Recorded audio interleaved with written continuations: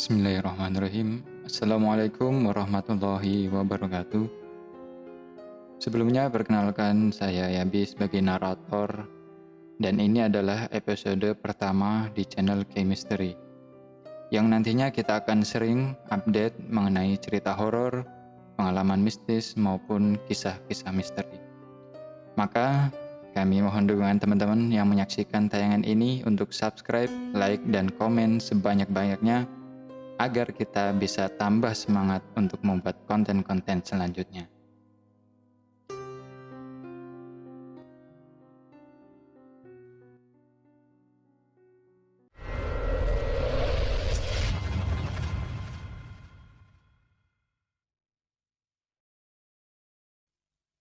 Kisah mistis yang akan kita ceritakan dialami oleh Yus Rizal. Dia adalah seorang pemuda yang pernah mendapat gelar sebagai Raja Jin Kafir akibat ilmu-ilmu sesat yang dia jalankan dan dia kuasainya. Pada awalnya kisah ini nggak mau di-share ke publik karena dia khawatir ada teror yang akan menimpanya. Tapi setelah dia konsultasi dengan beberapa ustadz dan kemudian bermunajat kepada Allah, akhirnya dia berani untuk membagikan pengalaman hidupnya ke teman-teman semua. Dengan harapan semoga bisa jadi pelajaran untuk kita bahwa perbuatan sesat yang pernah dia lakukan itu sangat salah dan sangat susah sekali untuk dihilangkan. Setidaknya agar siapapun jangan pernah sampai mengikuti jejak jahat dan sesat yang pernah Yus Rizal lakukan. Jadi ceritanya si Yus Rizal ini adalah seorang perantauan dari daerah Sumatera Utara. Sewaktu dia sekolah di SMA, pernah cintanya ditolak oleh seorang gadis teman sekolahnya. Dan dia merasakan sakit hati saat itu. Nah, perasaan inilah yang akhirnya menimbulkan dendam membara di hatinya. Kemudian dia berazam di dalam hatinya, suatu saat dia akan menaklukkan siapapun hati wanita yang dia taksir dan dia sukai. Saat itu setelah Yus Rizal lulus SMA, dia pergi merantau ke Pulau Jawa mencari pekerjaan. Sembari tentu saja dia mencari guru spiritual yang mau mengajarkan ilmu-ilmu sesat yang bisa dikatakan dukun lah. Ada 3 orang guru yang dia temukan. Dan saat itu dia nggak kesulitan untuk mengamalkan ajaran-ajarannya. Karena memang dia sudah niat ingin belajar ilmu yang sesat. Menurut salah seorang gurunya, dia diangkat sebagai murid kesayangan. Mungkin karena usianya yang masih muda, tapi sudah berani mencari ilmu-ilmu yang sangat langka. Ringkas cerita, dari ketiga guru itu, dia mendapatkan berbagai macam ilmu langka yang sesat. Contohnya ilmu menghilang, ilmu untuk menghidupkan orang mati, ilmu untuk kekebalan, dan ilmu agar tidak dapat mati atau disebut Batara Karang. Semuanya dia pelajarin di samping segudang ilmu-ilmu pendamping lainnya. Sebagai sarana ritual-ritual ilmu itu, dia juga harus bersedia melakukan tindakan yang sangat keji. Untuk menghilang contohnya, dia harus menculik seorang bayi yang harus direbus. Kemudian uap rebusan bayi itu dia hirup setiap malam. Gak cuman itu, dia pun berhasil mengambil tali kain kafan dari seorang gadis perawan yang meninggal di hari Jumat Kliwon. Dan untuk mendapatkan ilmu Batara Karang atau nggak bisa mati, setiap malam dia harus minum darah ayam hitam atau disebut ayam cemani kalau kita tahu. Sedangkan khusus untuk malam Jumat, dia harus minum darah ayam cemani 2 ekor.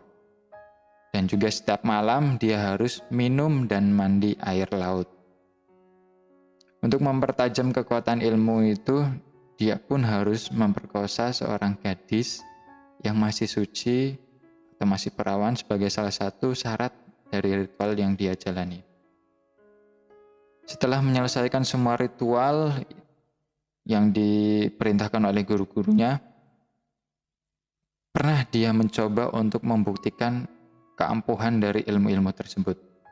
Jadi ceritanya ketika ada serombongan pembawa jenazah yang mau dibawa ke pemakaman, kemudian dia mengikuti cara sembunyi-sembunyi dari belakang, dan dengan ilmu yang dia punya, dia coba jentikkan jarinya sambil membaca mantra untuk menghidupkan orang mati. Dan ternyata mayat yang di keranda tersebut terlihat bergerak-gerak. Lalu tentu saja itu membuat orang-orang jadi kaget. Dan akhirnya dia kemudian mematikan lagi orang tersebut. Pernah juga suatu ketika pohon kelapa yang dia tunjuk dengan jarinya tiba-tiba roboh seketika, dan dia baru percaya, oh ternyata ilmuku luar biasa dahsyatnya. Setelah merasa cukup dengan ilmu sesat itu, maka dia pun dinobatkan oleh gurunya sebagai Raja Jin Kafir. Penobatan ini juga memang nggak berlebihan karena dia sendiri diikuti oleh 11 jin kafir. Dan dia disumpah tidak akan mati. Kalaupun kelak dia mati, maka jasadnya itu akan hidup sebagai jenglot. Tetapi bukan berarti dia puas dengan ilmu-ilmu yang dia miliki. Pokoknya dia jadi selalu penasaran, selalu tidak pernah puas. Dia pun berpraktek sebagai dukun santet, yang dia prakteknya itu di daerah pusat kulakan terbesar di Jakarta. Kebanyakan kliennya adalah seorang keturunan Cina. Dia nggak terima untuk menyantet wanita ataupun anak-anak.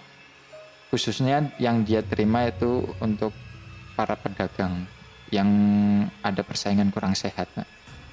Maka dia kerjakan orderan tersebut sebagai dukun santet untuk menyantet orang-orang yang diminta oleh kliennya. Biasanya orang-orang tersebut dia santet seolah-olah seperti sakit medis. Karena kebanyakan mereka yang sakit itu dibawa ke rumah sakit sampai masuk ruang ICU, maka sangat mudah baginya untuk menyamarkan kematian orang itu. Dengan seketika dia jentikan jarinya dan matilah orang itu. Dokter pun menganalisa orang tersebut mati karena sakit serangan jantung ataupun pendarahan otak. Sudah banyak sekali dia membunuh orang dengan begitu mudahnya, dengan imbalan yang sangat tinggi, tapi herannya uang hasilnya nggak pernah cukup dan selalu habis. Jadi dia selalu merasa kurang dengan hasil dari hasil santet. Dan dalam masa itu pun dia pun menikah dengan seorang gadis dan dia pun menetap di Jakarta. Karena saat itu Yusrizal masih tinggal bersama mertuanya, lama-kelamaan mertuanya mengetahui apa pekerjaan dan kebiasaan-kebiasaan anehnya. Ini berawal karena mertuanya tahu kalau setiap malam dia harus minum darah ayam cemani dan harus mandi dan minum air laut. Ketika tahu bahwa salah satu sifatnya selalu penasaran dan gak pernah puas, maka suatu hari mertuanya berkata sama si Yusrizal, "Kamu boleh saja berbangga hati, karena gak ada musuhmu yang menang, dan semua manusia kalah sama kamu. Tapi ada satu manusia yang gak bisa kamu kalahkan." "Siapa itu, Pak? Di mana orang itu? Dia pasti belum tahu kehebatanku." "Dia adalah Bapak Haji Muhammad Ibnu Mutakin, pimpinan pengajian kita." Dia pun berangkat dengan mertuanya menuju ke tempat pengajian Bapak Kiai Haji Muhammad Ibnu Mutakin. Ketika dia mau masuk ke dalam rumah tersebut, jin pendampingnya itu nggak mau ikut masuk. Setelah dipaksa masuk, akhirnya mereka minta agar di pagar goib jarak antara tempat duduk Yusrizal dengan Pak Kiai tersebut. Maka dia pun membaca mantra untuk menyerang Pak Kiai tersebut dengan tujuan membunuh, tapi selalu meleset. Pak Kiai tersebut masih duduk tegar. Justru yang mati adalah jin anak buahnya Yusrizal. Setiap kali dia menunjuk ke arah Pak Kiai sambil menjentikan jari, maka saat itu pula terdengar jeritan kesakitan dari anak buah jin yang jumlahnya ada 11 tadi.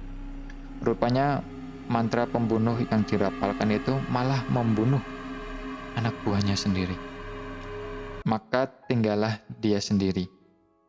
Dan sesaat kembali dibaca mantra pamungkas yang terakhir sambil menunjuk ke arah Pak Kiai tersebut, tapi yang terjadi malah sekujur tubuhnya terasa panas dingin, berkeringat, dan bergetar. Dia benar-benar gak berdaya melawan Pak Kiai tersebut. Tapi dia bersyukur, rupanya dari situlah mungkin hidayah dari Allah turun masuk ke dalam jiwanya. Akhirnya dia pun menyerah kalah saat itu. Dia pun sadar dan bertaubat kepada Allah. Dibimbing oleh Pak Kiai tersebut, dia pun dituntut untuk sholat taubat, mohon ampun atas dosa-dosanya. Dan dia pun memohon agar dibersihkan jiwa raganya dari ilmu-ilmu sesat yang sudah mendarah daging itu. Pak Kiai minta dia untuk memegang dan mencium Al-Quran. Tapi anehnya saat itu tangannya itu nggak mau menyentuh Al-Quran. Selalu aja meleset. Nggak mau nempel gitu.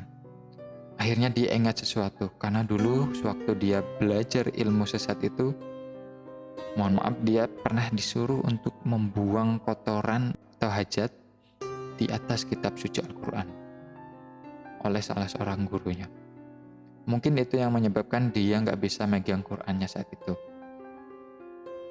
Akhirnya dengan terus dibimbing oleh Pak Kiai itu, perlahan-lahan tapi pasti si Yusrizal bisa memegang Quran lagi. Kemudian berangsur-angsur dia bisa insaf, dia bertobat dan bertekad dalam dirinya bahwasanya dia telah melepaskan semua ilmu-ilmu yang pernah dia pelajarin. Meski dia dulu pernah disumpah dinobatkan sebagai Raja Jin Kafir, namun berkat bantuan dan bimbingan dari Kiai Haji Muhammad Ibnu Mutakin tadi, sedikit demi sedikit dia sudah bisa berzikir dan dia sudah bisa menjalankan ibadah selaku muslim. Dan demikian kisah yang dialami oleh Yusrizal mengenai masa kelam hidupnya yang dinobatkan sebagai Raja Jin Kafir. Tapi saat ini dia sudah bertobat dan kembali ke jalan yang benar.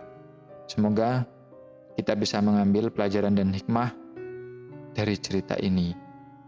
Maka ambil baiknya, buang buruknya, dan kembalikan semua kepada kehendaknya.